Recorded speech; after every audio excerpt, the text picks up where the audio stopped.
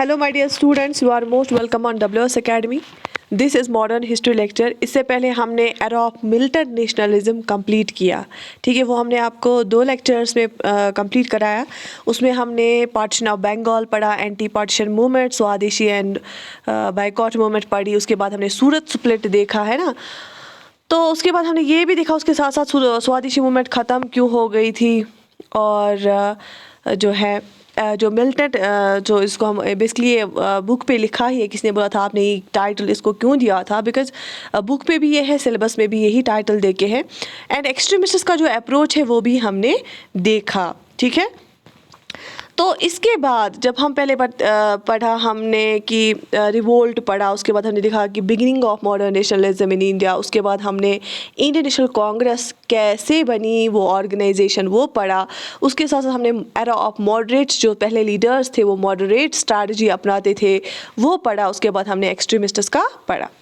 इसके बाद अब एक्सट्रीमिस्ट्स के बाद क्या था, ठीक है, क्योंकि हमने देखा अरविंद घोष और बिपिन चंद्र पाल, उन्होंने एक्टिव पॉलिटिक्स से रिटायरमेंट ली, है ना। वो भी मैंने आपको प्रीवियस लेक्चर में पढ़ा है।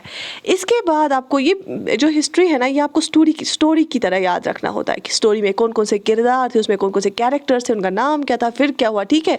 तो वैसे ही ज़्यादा याद रहती है।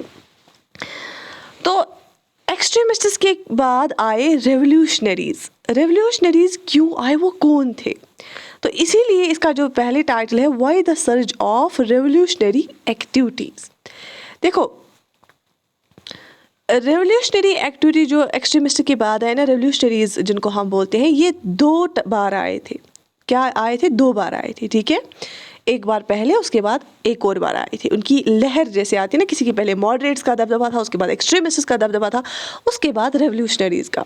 अब देखो, पहला फेज जो इनका था ना रेवोल्यूशनरीज का, first phase acquired a more activist forum as a fallout of Swadeshi and boycott movement and continued till 1917।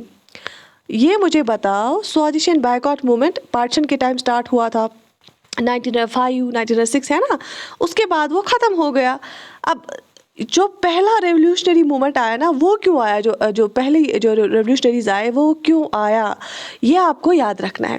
पहला ये रेवोल्यूशनरी वाला फेज़ इसलिए आया क्योंकि जो स्वदेशी and movement boycott movement start की गई थी ना, जब ये स्वदेशी और बायकॉट मूवमेंट स्टार्ट की गई थी, मैंने आपको पढ़ा है उसमें कि बहुत सारे ऐसे जो है ऐसे सेक्शंस ऑफ सोसाइटी इसमें पार्टिसिपेट कर रहे थे जिन्होंने अभी तक पार्टिसिपेट नहीं किया था। तो इससे इनको लगा था कि नहीं, कुछ होने वाला है।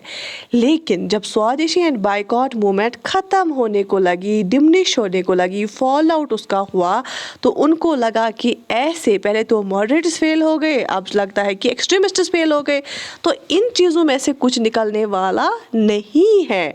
क्योंकि उन्होंने बोला हमने अपनी एनर्जी दी थी स्वदेशी एंड बायकॉट मूवमेंट को, हमने अपना टाइम दिया था, बट ये मूवमेंट भी ख़त्म हो गई, अब हम क्या करेंगे।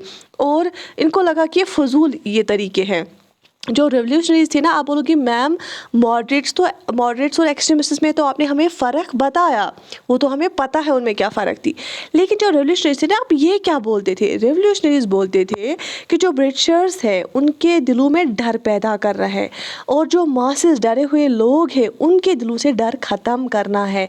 वो बोलते थे कि इनको जो सबसे ख़तरनाक वाले ऑफिसर्स हैं उनका मर्डर करना है, बॉम्ब्स फेंकने हैं। ये बोलते कि तब जाके इनका कहना था कि इन्होंने जो है बहरे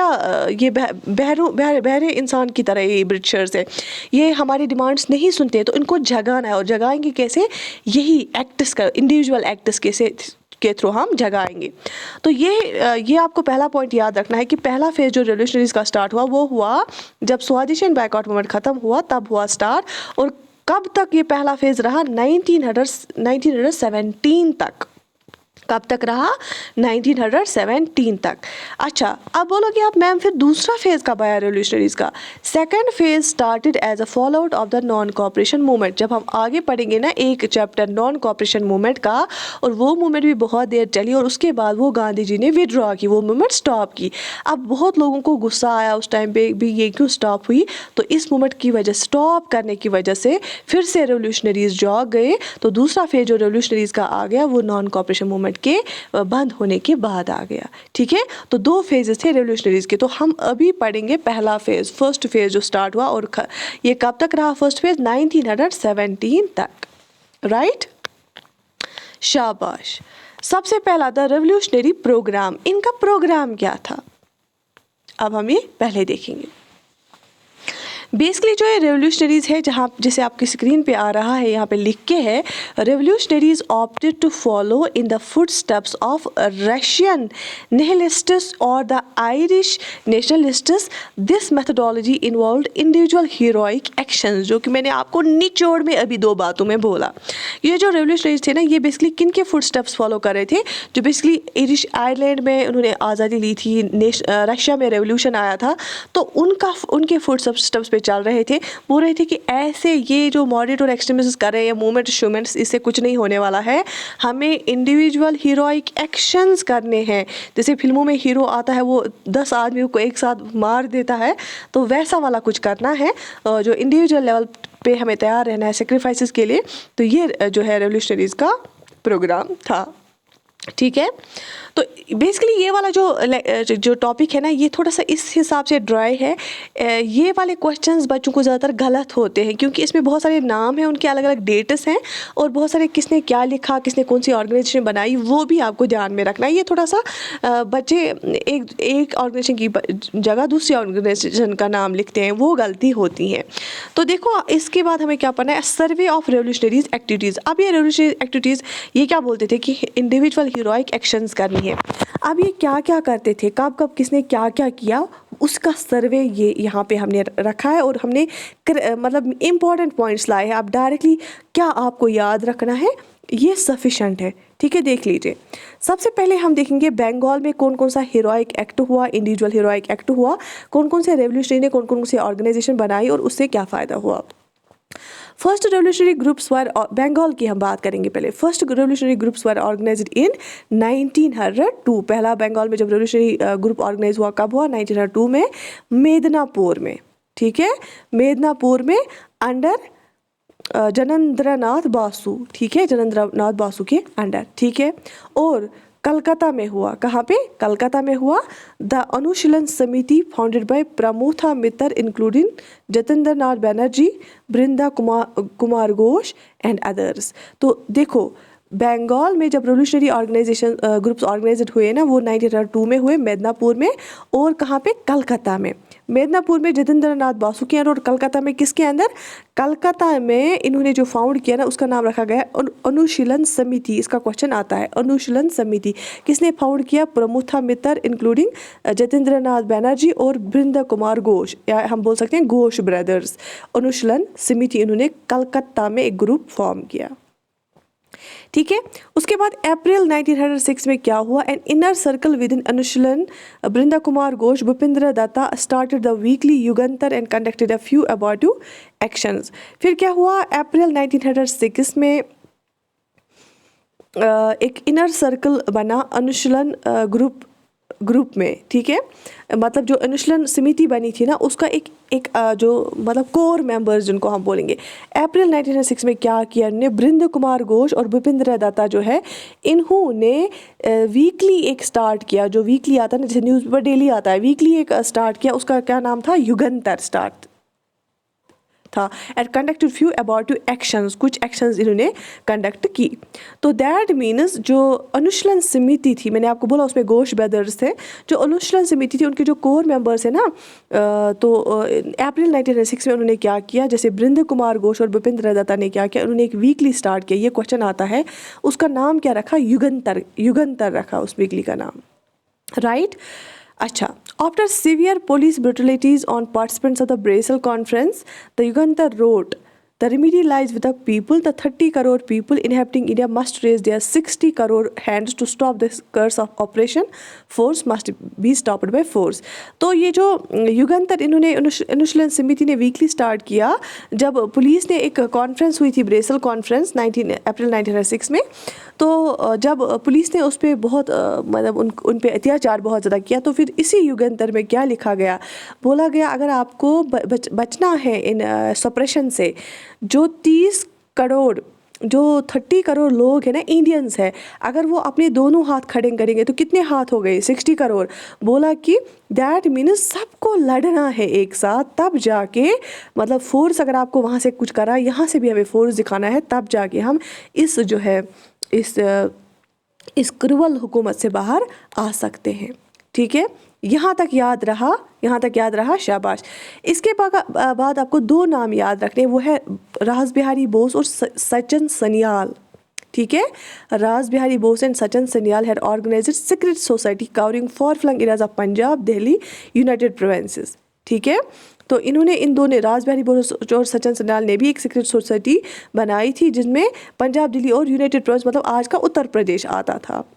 While some others like Hema Chandra Congo went abroad for military and political training, और कुछ बाकी, जैसे जिसका नाम है हेमा चंद्रा कोंगो, ये कहाँ गए थे? ये मुल्क से बाहर चले गए। क्यों? सो दैट कि ये मिलिट्री और पुलिस ट्रेनिंग ले ले वहाँ पे अच्छी सी, फिर वहाँ से आके दूसरों को भी सिखाए। ठीक है, तो ये कुछ नाम है ना कि इन्होंने, ये रेवोल्यूशनरीज थे, इन्होंने इंडिविजुअल हीरोइक एक्टर्स किए ब्रिटिश ऑफिसर्स के सामने, तो इसलिए इनका नाम रेवोल्यूशनरीज में शुमार किया जाता है। और 1907 में फिर से एक अबॉर्टिव अटेम्प्ट किसने किया? युगंतर ग्रुप ने किया, और on the life of a very unpopular British officer sir Fuller. ठीक है, युगंतर ग्रुप जो था, मैंने आपको अभी बताया युगंतर ग्रुप के साथ कौन कौन से एसोसिएटेड थे। उन्होंने 1907 में क्या किया? उन्होंने एक ब्रिटिश ऑफिसर की जान लेने की कोशिश की, इसका नाम था सर फुलर। और ये कौन था? The first lieutenant governor of new province of eastern Bengal and Assam. जो नई जब पार्टीशन ऑफ बंगाल किया गया था ना, वहाँ पे ईस्ट साइड वाला बंगाल था ना, उसके साथ क्या मिलाया गया था? आसाम, जो मैंने आपको प्रीवियस लेक्चर में पढ़ाया। ईस्ट बंगाल के साथ आसाम को मिलाया गया था। जो उसका जो नया पहला गवर्नर बनाया गया था ना, सर फुलर, तो उसको मारने की कोशिश की थी युगंतर ग्रुप ने। ठीक है, December 1907 there were attempts to derail the train on which the Lieutenant Governor Sir Andrew Fraser, देखो अप्रैल 1907 में क्या, सॉरी दिसंबर 1907 में क्या किया गया था? सर एंड्रू फ्रेजर एक ब्रिटिश लेफ्टिनेंट गवर्नर था, ये एक ट्रेन में चल रहा था, उस ट्रेन को डीरेल, उस पटरी से नीचे लाने की कोशिश की गई थी।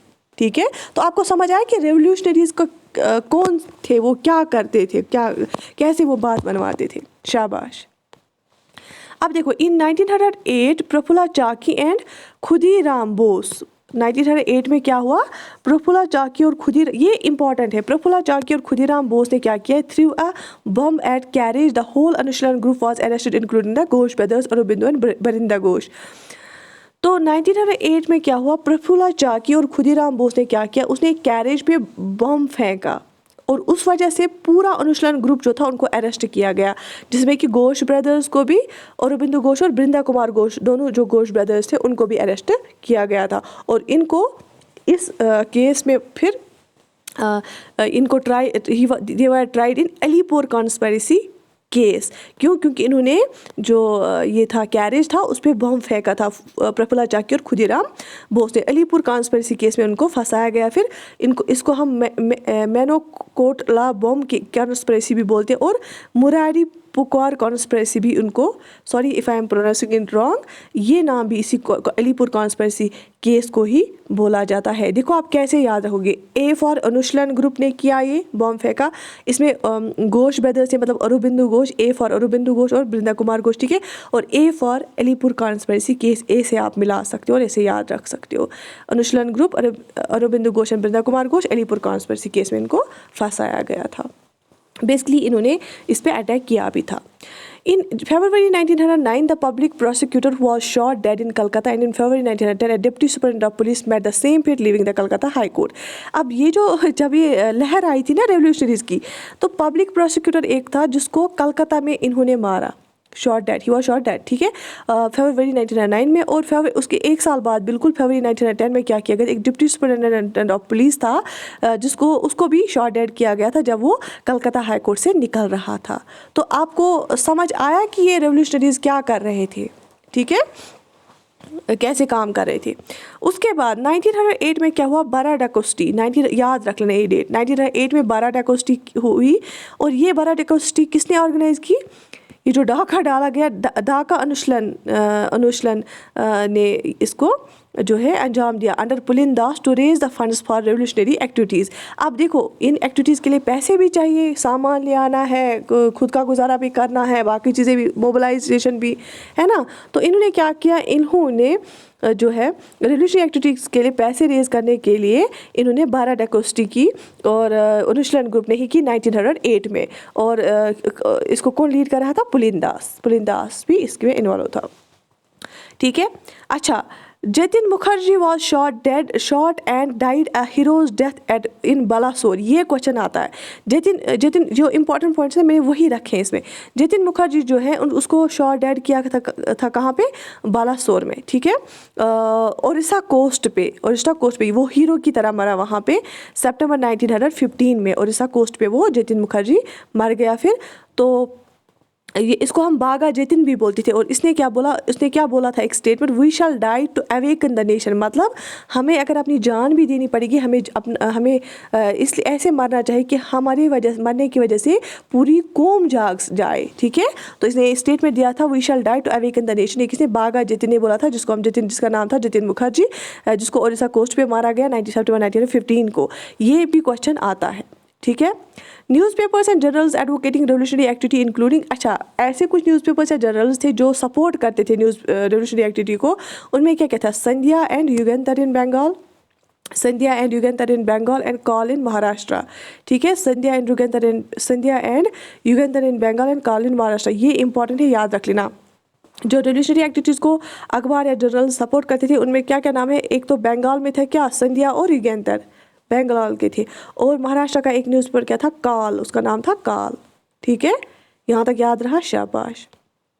एक दो बार रिवाइज करोगे पूरा याद रहेगा, क्योंकि क्वेश्चंस देखो अब तो आप जिसने बहुत सारी मॉडर्न हिस्ट्री पढ़ी होगी उसको बाकी क्वेश्चंस सॉल्व होते होंगे और ठीक भी होते होंगे, लेकिन ये वाले क्वेश्चंस गलत होते हैं बहुत सारे बच्चों के।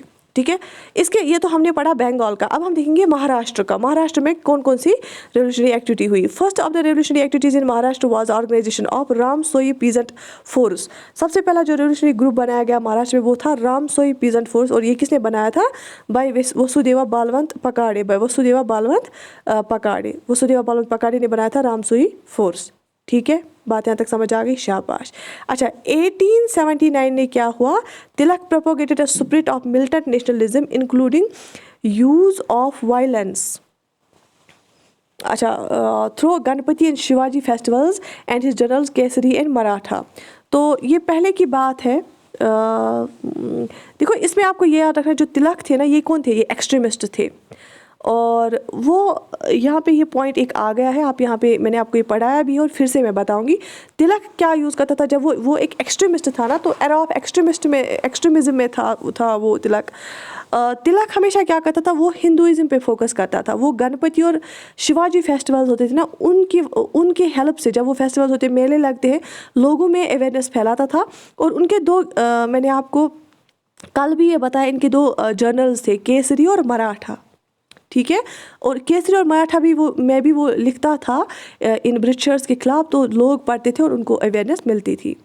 Two of his disciples, the Chipekar brothers, Damodar and Krishna, murdered the police commissioner of Pune and one lieutenant arrest in 1897। तो ऐसा ही एक एक्ट किया गया था कि जो बाल गंगाधर तिलक था ना, एक एक्सट्रीमिस्ट था, मैंने पढ़ाया। उनके जो दो फॉलोवर्स थे, जो डिसिपल्स दो थे जो उनके साथ काम करते थे, एक का नाम था दामोदर, दूसरा का नाम था बाल कृष्णा। बेसिकली ये दो भाई थे, चिपेकर ब्रदर्स इनको हम बोलते थे, दामोदर और बाल कृष्णा। इन्होंने एक प्लेग कमिश्नर, जो पूना में एक प्लेग आया था, एक बीमारी उठी थी, उन्होंने बहुत गंदा व्यवहार किया था लोगों के साथ, तो उसका मर्डर किया। और रांड दूसरे का नाम था, और एक लेफ्टिनेंट आयरेस्ट था, उसका भी मर्डर किया इन्होंने, दामोदर और बालकृष्ण ने, जो चिपेकर ब्रदर्स। ये डिसिबल्स थे किसके, ये डिसिबल्स थे बाल गंगाधर तिलक के। और तिलक का अपना तरीका क्या था, ये गणपति और शिवाजी फेस्टिवल्स को यूज़ करके लोगों में जो है नॉलेज ये इसकी देता था और स्प्रेड करता था, ये एंटी कॉलोनियल माइंडसेट। और केसरी और मराठा इसके दो जर्नल्स थे, न्यूज़पेपर्स थे, उनमें वो लिखता था। ठीक है। सरवरकर, बेसिकली ये महाराष्ट्र का था। सरवरकर एंड हिज ब्रदर ऑर्गेनाइज्ड मित्र मेला, ये भी इंपॉर्टेंट है। वीडी सरवरकर और उसका जो भाई था, उन्होंने एक सीक्रेट सोसाइटी बनाई, मित्र मेला बनाई।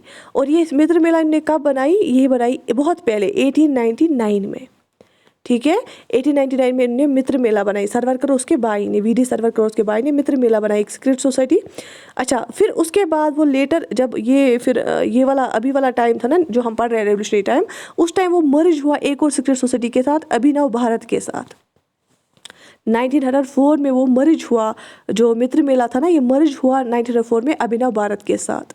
सोन, Nasik, Pune and Bombay emerged as centres of bomb manufacture. तो उसके बाद क्या हुआ, जो महाराष्ट्र वाला एरिया है ना जिसमें जैसे नासिक, पुणे और बॉम्बे थे, बड़े बड़े शहर 3 थे महाराष्ट्र साइड के, तो ये बन गए क्या, बॉम्ब मैन्युफैक्चरिंग सेंटर्स बने।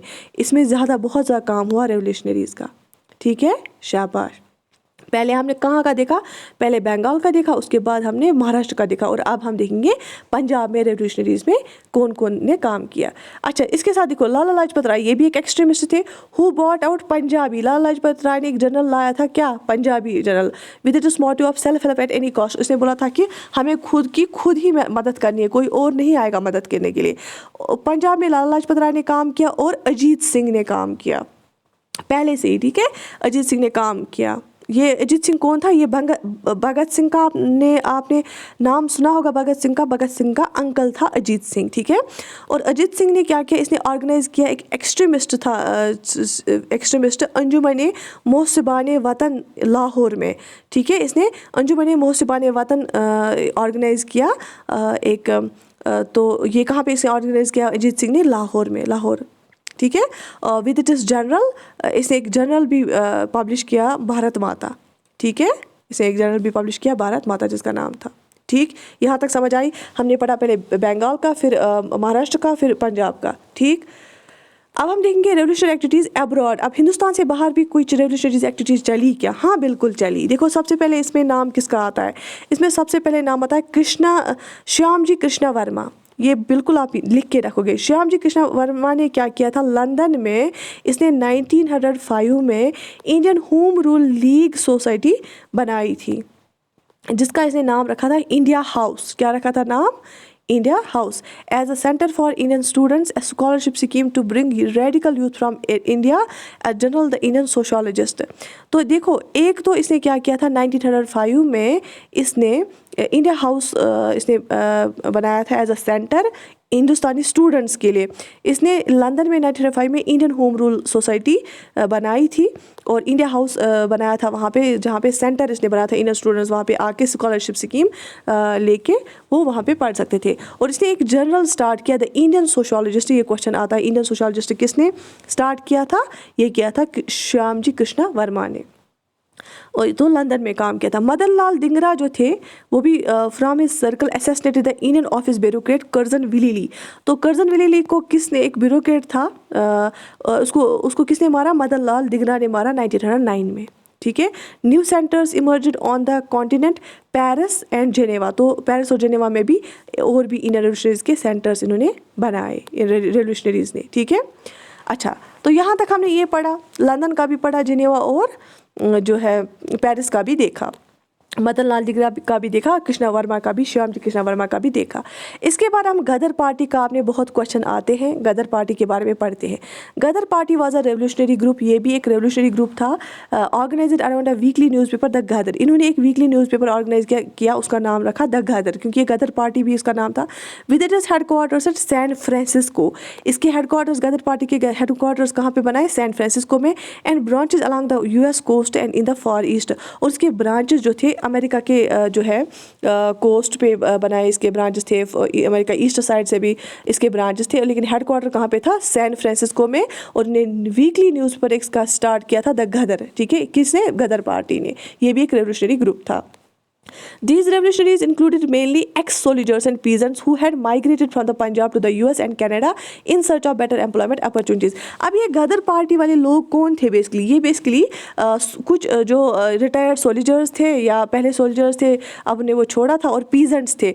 ये वो लोग थे जिन्होंने माइग्रेट किया था, स्पेशली हिंदुस्तान के पंजाब से, जो अभी पाकिस्तान और इंडिया में 2 पंजाब है ना, तो उन्होंने वहाँ से जो माइग्रेटेड लोग थे, ये USA और कनाडा गए थे रहने के लिए। उनको लगा था कि हम वहाँ पे एक अच्छी नौकरी, इससे भी अच्छी नौकरी ढूंढेंगे या बाकी अच्छी अपॉर्चुनिटीज़ है, तो वही लोग थे जिन्होंने गदर पार्टी बनाई थी। और इसका हेडक्वार्टर कहाँ था? San Francisco. एक वीकली न्यूज़ पर स्टार्ट किया द गदर, ठीक है।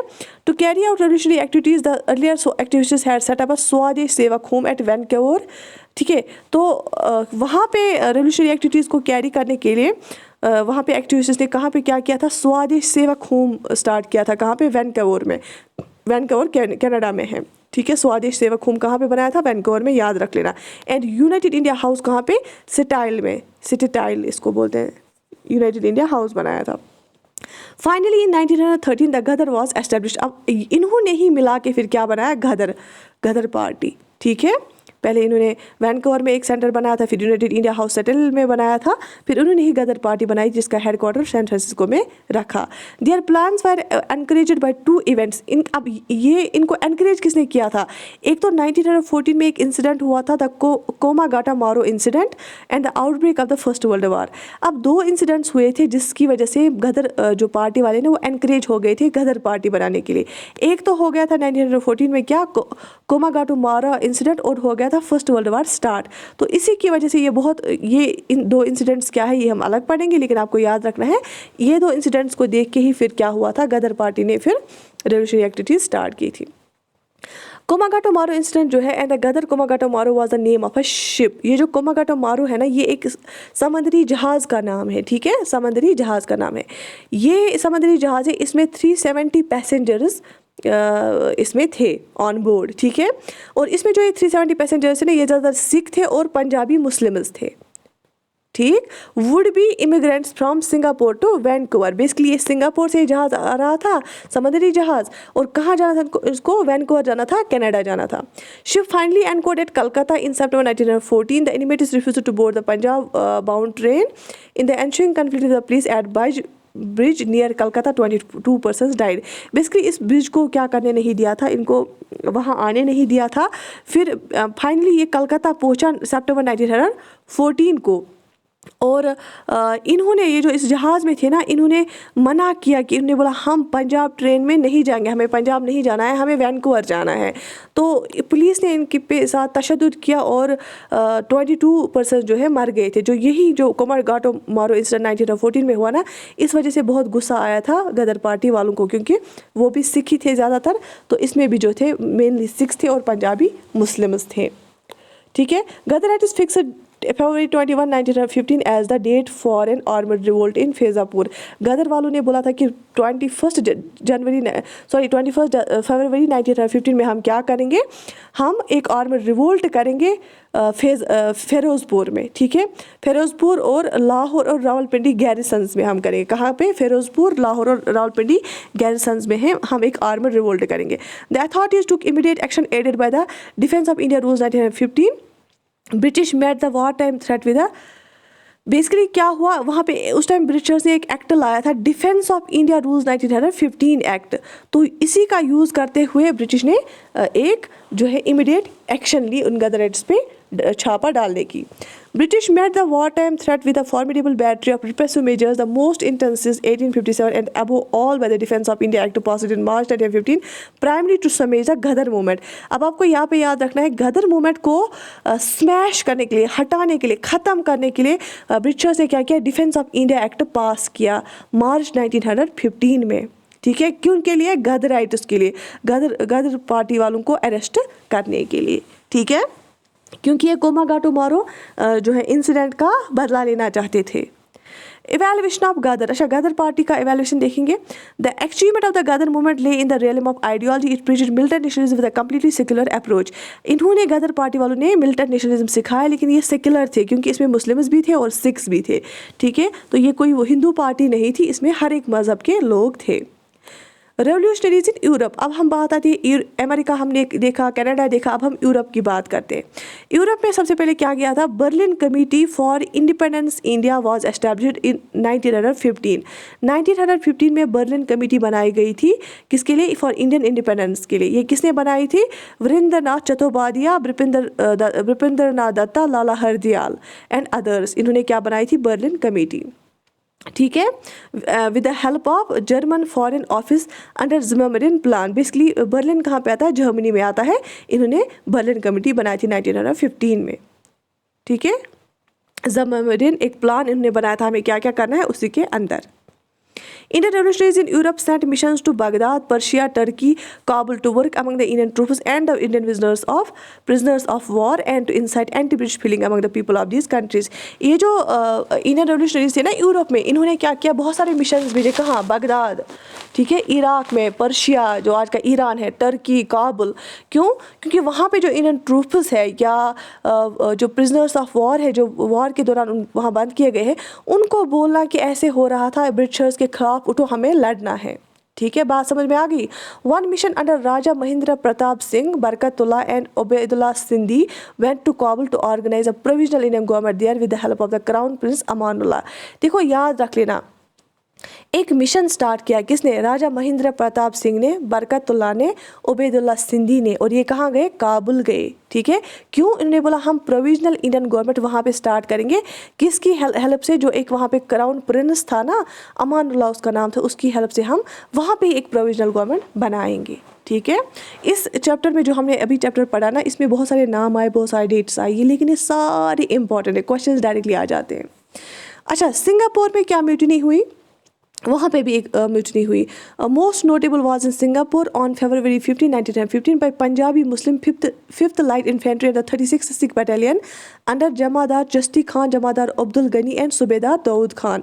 इन तीन के under, Jamadar Chishti Khan, Jamadar Abdul Ghani and सूबेदार दाऊद खान के अंडर जो है क्या हुआ, सिंगापुर में 15 फरवरी 1915 को ये हुआ, म्यूटनी एक हुई। ठीक है, it was crushed after furious battle in which money wire killer. तो लेकिन गवर्नमेंट ने इसको भी क्रश किया, एक वहाँ पे भी उनके साथ एक बैटल हुई, लेकिन इनको फिर दबा दिया गया। अच्छा, डिक्लाइन। अब ये जो रेवोल्यूशनरी फेज था, डिक्लाइन कैसे हुआ? There was a temporary respite in the revolutionary activity after the first world war because the release of prisoners held under the defence of India rules cooled down passions a bit. There was an atmosphere of conciliation after Montagu's August 1917 statement. Basically क्या किया गया था, जो defence of India rules के under जो arrest किए गए थे ना लोग, उनको छोड़ा गया था। ठीक है, और मोंटेगो जो था ना, सेक्रेटरी ऑफ स्टेट था मोंटेगो, इसने अगस्त 1917 में एक स्टेटमेंट दिया था जिसमें इसने बोला था कि एक रेस्पॉन्सिबल गवर्नमेंट हम लाएंगे इंडिया में, जिसके बेस पे फिर बाद में 1919 एक्ट आया। वो एक्ट क्या था वो हम अलग से पढ़ेंगे। तो इस वजह से रेवोल्यूशनरीज को लगा कि अब तो एक प्रिजनर्स भी छोड़ दिए इन्होंने, और मोंटेगू ने बोला कि हम फर्स्ट वर्ल्ड वार के बाद क्या करेंगे, एक रेस्पॉन्सिबल गवर्नमेंट लाएंगे। तो उन्होंने बोला कि हम देखते हैं क्या करेंगे, अगर इन्होंने नहीं किया तो उस थोड़ा टाइम तक हम थोड़ा स्लो डाउन करेंगे रेवोल्यूशनरी एक्टिविटीज़ को, उसके बाद हम फिर से स्टार्ट करते हैं। तो इतना था ये द रेवोल्यूशनरीज़ वाला चैप्टर, लेकिन ये बहुत सारे बच्चों को टफ़ लगता है। टफ़ ये इसलिए है क्योंकि इसमें बहुत सारे नाम और डेट्स याद रखने हैं, लेकिन जितने भी इसमें इंपॉर्टेंट पॉइंट्स थे मैंने आपको बताए, और क्वेश्चंस भी बनते हैं बिल्कुल डायरेक्टली उन्हीं से। आई होप आपको पूरा समझ आया होगा, और रिवाइज़ कर लीजिए इसको 1-2 बार, आपको पूरा समझ आ जाएगा।